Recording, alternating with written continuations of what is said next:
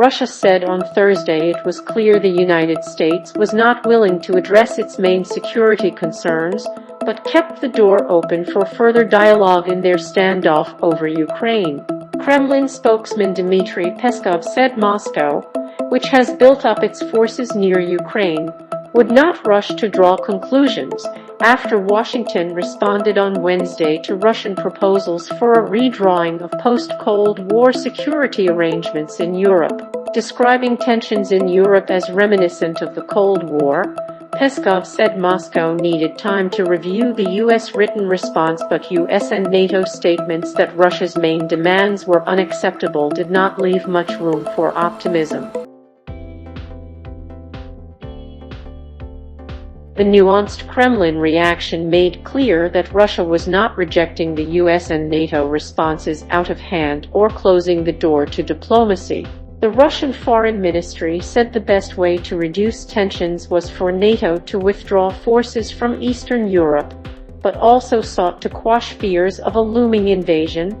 Russian and Ukrainian dollar bonds, which have been hammered by the crisis, rose after Peskov spoke. Russia's dollar-denominated RTS share index rose 4%, and the ruble gained over 1% against the dollar, pulling away from a nearly 15-month low.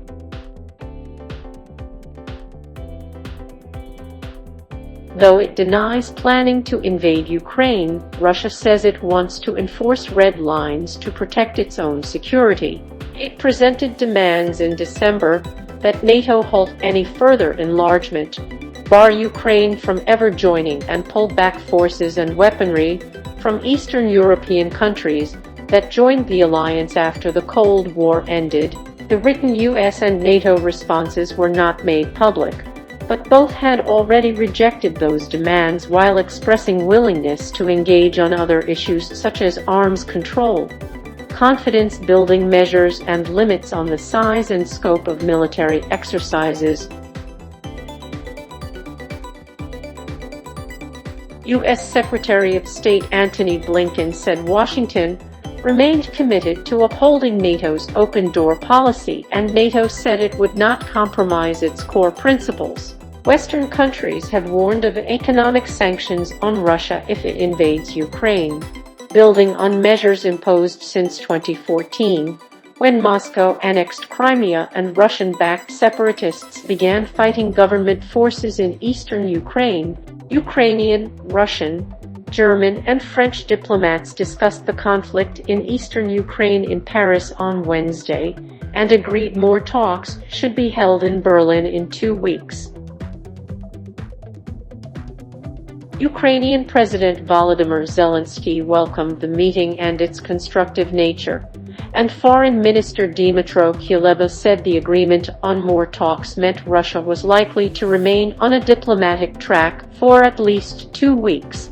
Putin, who has not spoken publicly on the crisis for weeks, has warned of an unspecified military technical response, something defense analysts say could relate to missile deployments if Russia's demands are ignored. TASS news agency quoted a senior Russian Foreign Ministry official, Vladimir Ermakov, as saying a nuclear missile crisis between Moscow and Washington was unavoidable without measures to ensure restraint and predictability.